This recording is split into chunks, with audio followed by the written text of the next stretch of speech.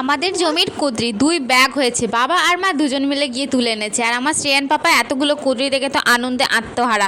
সত্যি কথা বলতে কুঁদরি ভাজা খেতে কিন্তু খুব ভালো লাগে। তার কার কার ভালো লাগে অবশ্যই কমেন্টে কিন্তু জানাবে। তারপরে বাবা এখানে সাইকেল রেডি করছে, মানে দুটো ব্যাগ দুই সাইডে ঝুলিয়ে নেবে সেজন্য। আগে তো ভোরবেলা করে যেত, এখন আর ভোরবেলা যায় না, ওনার শরীরটা একটু খারাপ তো সেজন্য। আর আমি এখানে একটা বাটি নিয়ে চলে আসলাম। এই বাটিতে আমি এক বাটি কুঁদরি ভরে নিচ্ছি, এটা আমি কালকে সকালবেলা রান্না করব। যখনই আমি বাটিতে ভরছি আমার শ্রেয়ান বাবাও আমার বাটিতে ভরছে। তারপরে বাবা বললো কি একটা বড় পাত্র নিয়ে আসো, কারণ ওই বাটিতে তো হবে না সবার, তা না। এবার এইগুলো ভাজা করলে কী হয় জানো তো, একদম অল্প কটা হয়ে যায়। সেই জন্য আবার একটা বড় ঝুড়ি নিয়ে চলে এসেছি। ভাজা করব মানে সবাই যাতে, বাড়ির সবাই যাতে খেতে পারে, তার জন্য অনেকটা করে নিলাম। এই যে দেখো আমি কতটা নিয়েছি।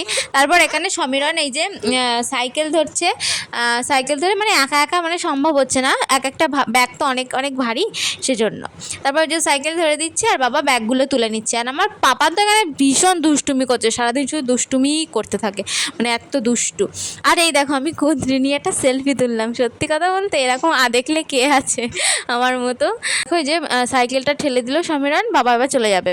আগে এগুলো ভোরবেলা তুলতো মা আর বাবা দুজন মিলে, তুলে বাবার সঙ্গে সঙ্গে কিন্তু হাটে নিয়ে চলে যেত। এখন বাবার একটু শরীরটা খারাপ তো সেই জন্য উনি ভোরবেলা তুলে সঙ্গে সঙ্গে হাটে নিয়ে যেতে পারছে না।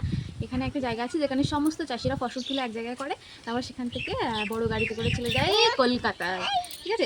সেটাকে সবাই মান্ডি বলে, তো সেখানেই নিয়ে যাচ্ছে। দেখো এরা এখন কাঁচা কুঁদরি খাচ্ছে।